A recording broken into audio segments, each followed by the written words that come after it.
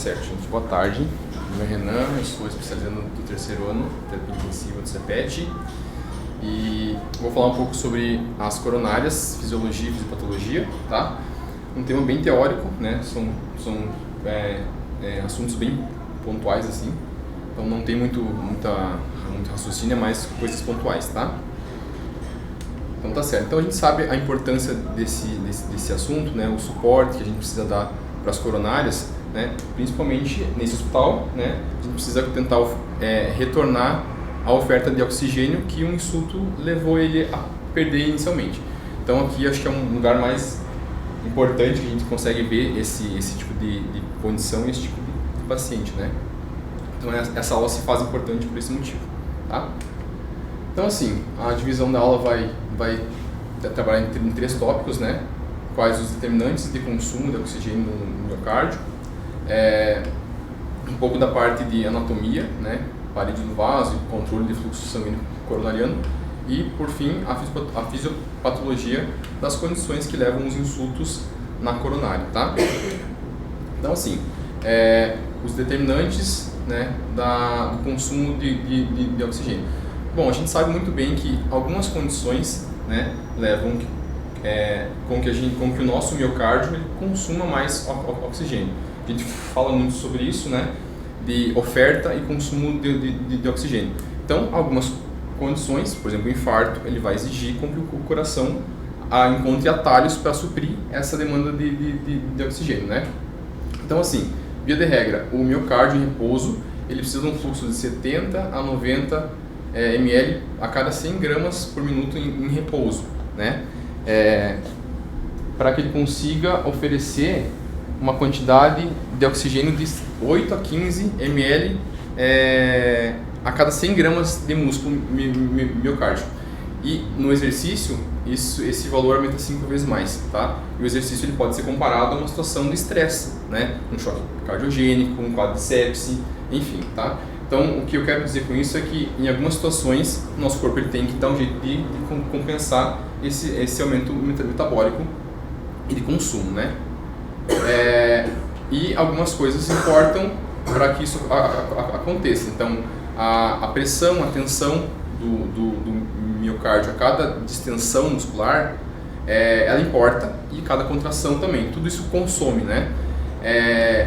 E a demanda e o fluxo, elas vão depender de algumas condições, né? Então, do fluxo coronariano, né? Da fase diastólica, como a gente tinha conversado em alguns momentos, né? Por que a gente usa beta-bloqueador no paciente com infarto, né? Porque o tempo diastólico ele tem que ser maior, para que a coronária encha e mande oxigênio, tá? A resistência vascular, algumas alterações metabólicas, a autorregulação, que eu vou falar um pouco para vocês depois, né? As forças compressivas extrínsecas, os fatores humorais, que é a parte adrenérgica, né? Que vai influenciar muito nisso, né? E a capacidade de carregamento de oxigênio, tá? E as demandas metabólicas do miocárdio, né? Ou seja, a pressão que acontece a cada sístole, né? Na parede muscular, a contratividade e a frequência cardíaca. Então, tudo isso vai influenciar do fluxo, a parte, digamos, metabólica de fluxo e a parte mecânica também, tá? Então, vou iniciar falando um pouquinho sobre o fluxo, controle metabólico dessas condições. Então, assim, o miocárdio ele vai gerar uma energia aeróbia, né? E aí, esse oxigênio que vai ser ofertado, ele vai mandar um sinal para controlar esse quanto de oxigênio que ele vai mandar. Ou seja, se está mandando muito, ele vai mandar parar, e se ele precisa de mais, ele vai pedir mais, né? Então é uma autorregulação inteligente, né? E quando acontece algum tipo de oclusão arterial, né, vai acontecer uma dilatação microvascular, ou seja, vasos que não estavam sendo utilizados antes, para conseguir compensar esse processo, né? E a necessidade de aumento desse consumo, ele vai fazer com que ocorra a dilatação, e que vai ser regulado por microvasos, tá? E a autorregulação, a gente sabe que o coração ele vai fornecer é uma quantidade específica para cada órgão, né? Cada órgão precisa de algo, de uma pressão, digamos, de perfusão. A gente usa a pressão média como 65, mas a gente sabe que tem alguns órgãos que conseguem viver com menos e outros precisam de mais, né? E essa noção a gente talvez nunca tenha, né? Quanto que o cérebro precisa, quanto que o rim precisa, e se para um paciente tanto de PM bom, para outro não é. Então, assim, de maneira geral, o corpo ele tenta se autorregular para cada paciente, para cada resistência que cada paciente tem, tá? E aí a aorta ascendente ela vai ter uma função importante nisso, que ela vai conseguir regular essa pressão de 50 a 150. Então o mecanismo compensatório de autorregulação ele é bem abrangente, né, para suprir o que o corpo precisa realmente, tá? E a autorregulação é um mecanismo protetor, né, porque ele precisa suprir a demanda do corpo, né? E a liberação do óxido nítrico, que é importante, que na verdade é vasodilatação, tá? E até a gente conversava na semana passada sobre o ácido metileno, né? Que ele é um inibidor do óxido nítrico, né? Então, teoricamente, para alguns casos de choque vasoplégico, o ácido metileno ele seria útil, mas que não tem resposta, tá? E algumas situações elas vão alterar essa autorregulação, como a aterosclerose, né? Que vai aumentar a resistência, o fluxo vai ser prejudicado, uma disfunção microvascular, hipertensão e hipertrofia ventricular esquerda. Então, assim, o que vai importar assim, nessa questão do fluxo coronariano, né? A questão do vaso em si, né? Se o fluxo ele é laminar, ou se tem cisalhamento, se o fluxo ele é turbinado, né? Vai importar também algumas aminas, óxido nítrico, catecolamina, prostaglandina, tromboxana. Então entra uma coisa, vários fatores que vão influenciar nisso, né? A questão da coagulação, né? Com algumas substâncias que vão também que vão estar contidas na parte da locomoção dos vasos, tá? E a barreira mecânica do vaso também, tá? Então, assim, o sistema arterial coronariano também que vai estar contido nessa questão da questão mais mecânica dos vasos. Vai estar contido as grandes artérias epicárdicas, as pré-arteríolas e arteríolas, né? Cada uma tem a sua pressão diferente, cada uma tem a sua função diferente, tá? Então, as grandes artérias coronárias, que vão ser as que a gente vai conseguir ver no cateterismo, né? Tá? Diâmetro de 500 micrômetros a 5 milímetros, tá? Elas têm pouca resistência ao fluxo, porque o diâmetro delas é maior, tá? Então, durante a sístole, elas vão dilatar e elas vão tornar essa energia elástica numa energia cinética, tá? Enquanto que as pré-arteríolas, que a gente pode dividir em arteríolas proximais e distais, elas vão ter um diâmetro de 100 micrômetros a 500 micrômetros, tá? E a pressão vai aumentar, porque o diâmetro vai diminuir, né? Tá? E ela tem uma mudança de fluxo e pressão dentro delas. Depois eu vou mostrar uma imagem para vocês que vai ilustrar isso, tá? E as arteríolas, que é um diâmetro menor que 100 micrômetros, né? Ocorre então uma queda de pressão dentro do compartimento, né? Ela vai estar relacionada a uma regulação metabólica de nutrientes, oxigênio, enfim, vai controlar o suprimento e demanda, tá? E não vão ser visualizados na angiografia, tá? Então essa imagem aqui ela vai demonstrar, né, a pressão na aorta, né, diminuindo, né, o fluxo, né, que vai aumentar no início das arteríolas, das pré-arteríolas, tá? Enquanto que a pressão aqui vai aumentar, o fluxo aumenta aqui e diminui aqui, e a pressão aqui é reduzida e aqui aumenta, tá? O segundo item é a compressão extravascular do suprimento sanguíneo coronariano, tá?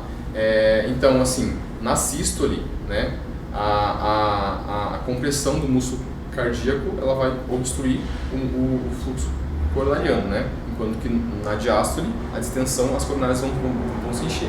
Então, lembrar sempre que as coronárias se ligam na diástole, né? O fluxo do epicárdio é geralmente 25%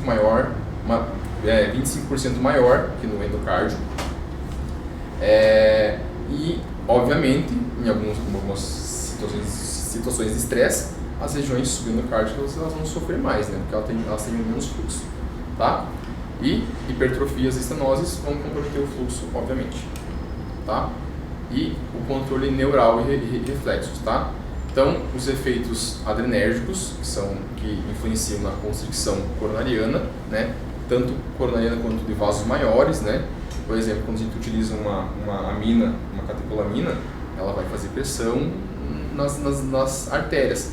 E da mesma forma que ela faz uma constrição na aorta, digamos, que aumenta a pós-carga, ela vai constringir também as coronárias, né?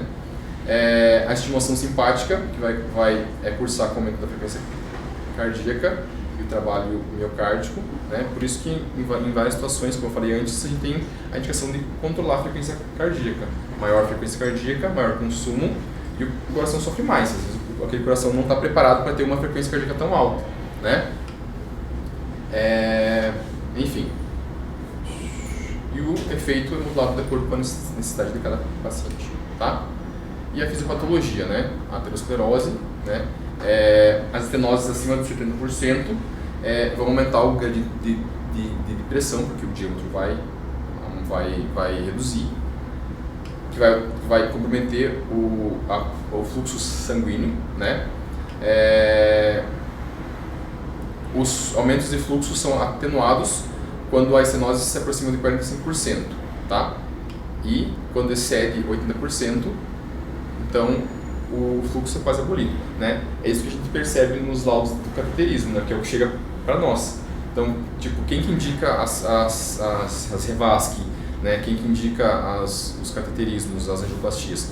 Então, acho que isso é importante a gente saber que algumas informações, quando tem uma oclusão tipo, maior que 80%, o fluxo não tem fluxo naquele vaso, tá?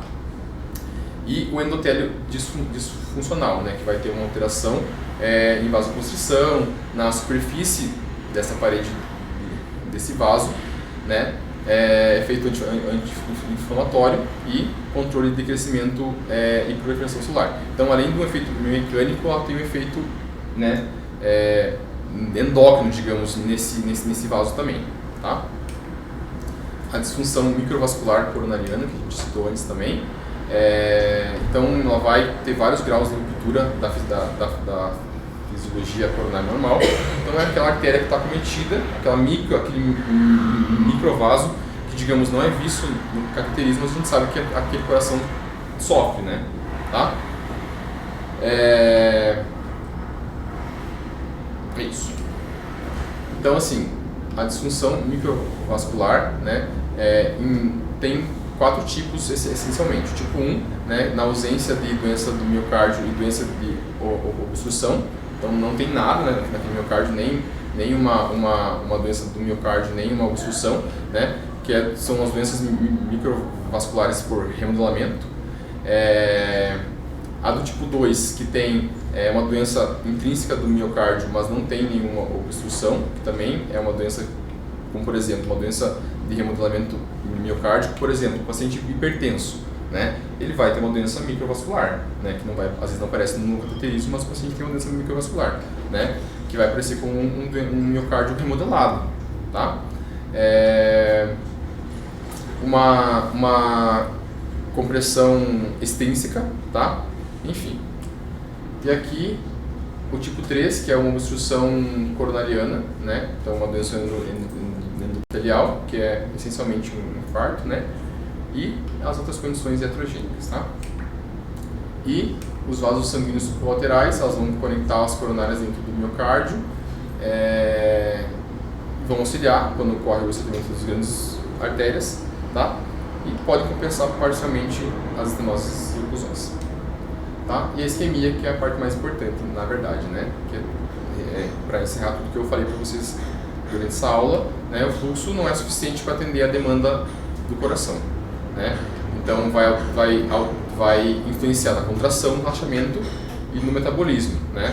Então o fluxo e a demanda, tá? Então essa lesão, que pode ser por um momento transitória, né, se de acordo com o tempo ela pode se perpetuar, tá? Então a isquemia, mecanismo anaeróbio, né, se torna um mecanismo anaeróbio, né? Por consequência, falha de enchimento do ventrículo esquerdo, né? E falha na contração também, tá? É mais comum com estenoses acima de 70%, então a partir daí a gente precisa se preocupar um pouco mais, tá? E a demanda do miocárdio, ela vai aumentar, né? Por alteração da frequência cardíaca, a tensão na parede e contratilidade. Então esses 3 fatores aqui eles vão influenciar para o paciente consumir mais. Então se o paciente está infartado e ele tem um desses 3 motivos para o paciente consumir mais, esse quadro vai ser agravado, tá? Quando a gente tem um quadro de isquemia, a tensão do O2 tecidual ela vai diminuir, os estoques de energia também vão diminuir.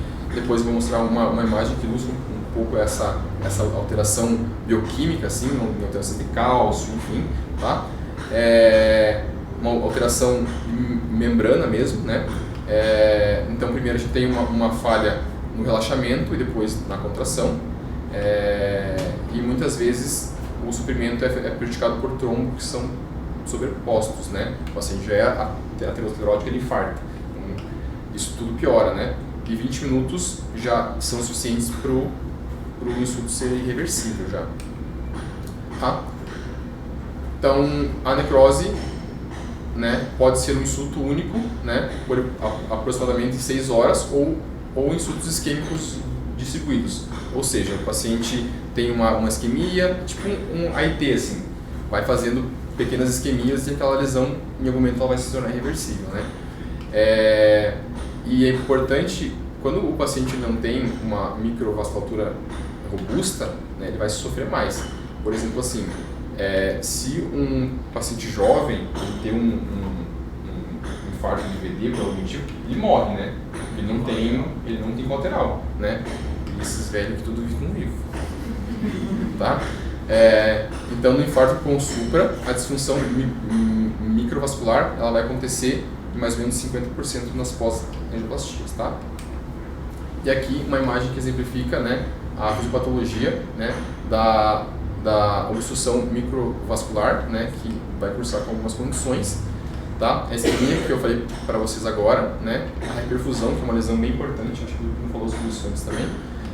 A embolia distal pós-cateterismo pode acontecer também, tá? E a suscetibilidade genética, né, que as pessoas têm para ter infarto, tá? Então aqui mostra a reação que acontece, né? Isquemia e liberação imunomediada, neutrófilos, enfim, tá? Bom, então essa isquemia, né, a lesão primária, 90 minutos após a lesão primária, né, esse dano capilar ele pode acontecer com protrusão de bolhas endoteliais que vão obstruir esse lumen, né, que vai evoluir com edema intersticial. É uma reação inflamatória, né? Algo que obstruiu vai cursar com uma reação inflamatória, um edema, vai instabilizar as membranas da parede, vai sobrecarregar os canais de sódio, de cálcio, né? E preditor de maus preditores, né, é o tempo e a extensão da artéria acometida, tá? A lesão por reperfusão, né, pode ocorrer 3 horas após o insulto, né, e ela vai ser mais mediada por neutrófilos e plaquetas também, tá? E também, né, pela reperfusão por radicais livres, por consequência, tá? A embolização distal, rompimento durante a vascularização primária, então pode acontecer. O paciente pós-ATC ele infartar, né? E está associado ao volume do trombo, né? O paciente com aterosclerose vai sofrer mais também. E a suscetibilidade individual. Isso aqui a gente não tem como mudar, né? Talvez os hábitos que a pessoa tenha possam melhorar, mas a pessoa tem história familiar, por isso que a história familiar é importante em doença cardíaca, né?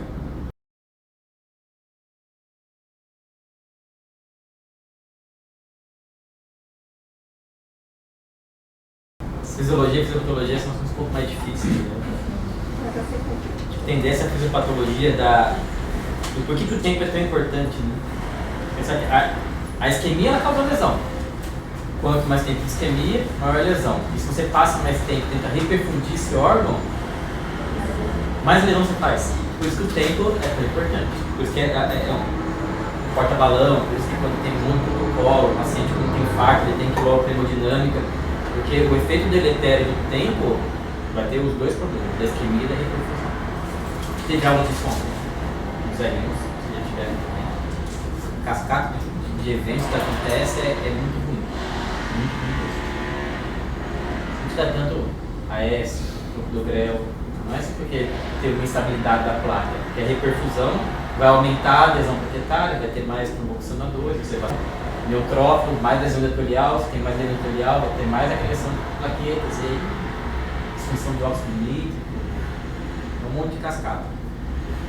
É legal. A gente enfatiza que tem músculo, mas algumas vezes esses pacientes chegam na nossa UTI sem um infarto, mas sem supra.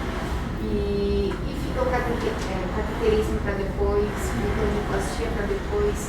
Como que eles têm tanta certeza assim, que tipo, já está tudo estabilizado, que dá para deixar para depois?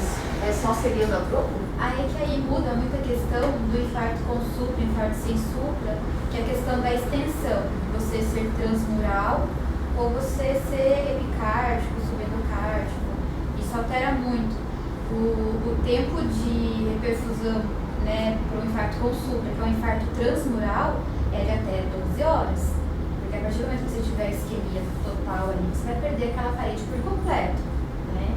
O infarto sem supra já não é transmural. Em tese, você tem até 48 horas úteis, eles deixam bem claro nos guidelines que são úteis para fazer isso. Então, se o paciente interna numa sexta-noite com infarto sem supra, ele está evoluindo sem dor, sem piora de status clínico, sem aumento importante de troponina, sem alteração só fugiu o nome da palavra, dinâmica do elétrico. Você tem esses até 2 dias para fazer o cateterismo.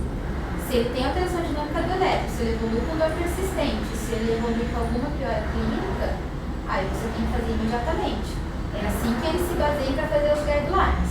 Tudo isso sempre com dupla de agregação plaquetária e com anticoagulação plena.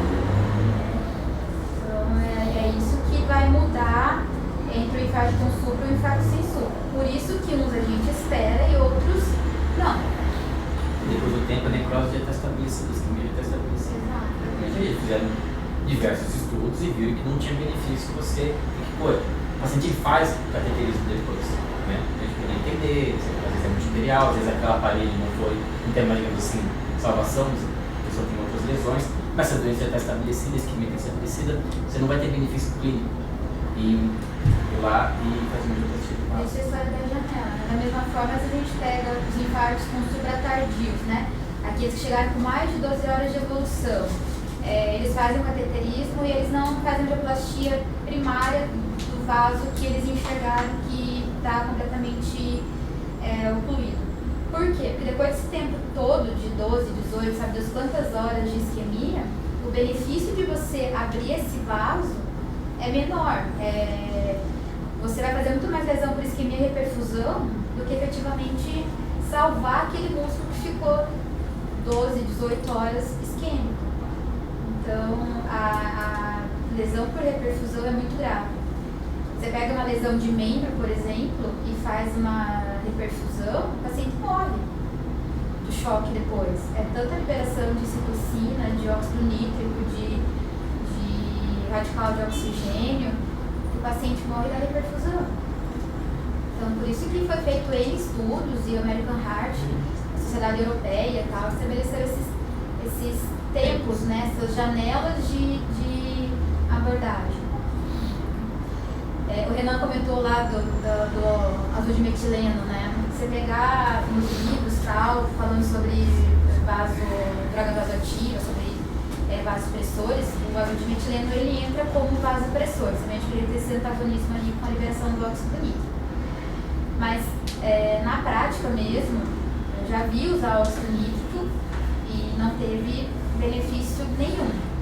Se foi pelo momento de que foi usado, se realmente não tem benefício, não é uma coisa que é amplamente divulgada a indicação do uso, né? O pessoal às vezes acaba usando durante cirurgia cardíaca de endocardite, Já vi várias equipes usando, dizendo que, nossa, super teve efeito. Um paciente que eu vi usar não teve benefício. E uma outra coisa que eu queria comentar, aproveitando ali a aula do Renan, a questão do consumo de oxigênio, né? A gente tem as situações de aumento do consumo de oxigênio, algumas drogas e tal. Aí fica aquela história, mas o paciente está infartado, eu não posso usar droga que aumente o consumo de oxigênio.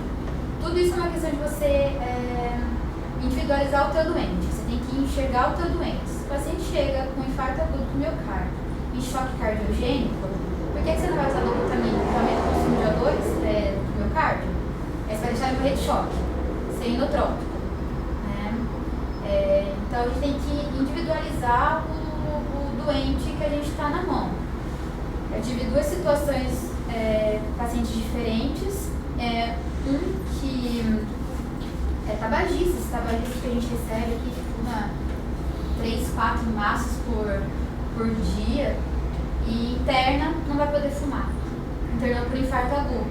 Vamos usar adesivo de nicotina? Não vamos usar, porque o adesivo de nicotina aumenta o consumo biocárdico de O2, vai piorar a lesão, tarará, tarará, tarará. Beleza, ok, ficamos lá no diazepam, tarará. O paciente não fez abstinência. Então a gente teve um outro depois que fez uma mega abstinência ao cigarro, ficou muito louco. E frequência cardíaca lá em cima, não tinha diazepam, Aldol, não tinha o que sossegasse. Você não vai usar o adesivo de nicotina porque aumenta o consumo de O2 no miocárdio? E deixar ele agitado, taquicárdico, hipertenso? Então a gente tem que ter muito individualizado cada caso, cada paciente. Não dá para generalizar tudo, né?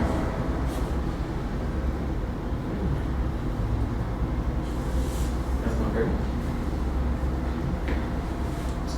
Os tempos. Importante os tempos. Tem música, não tinha. E sim, de repercussão, ela vai trazer mais lesão que esse tipo.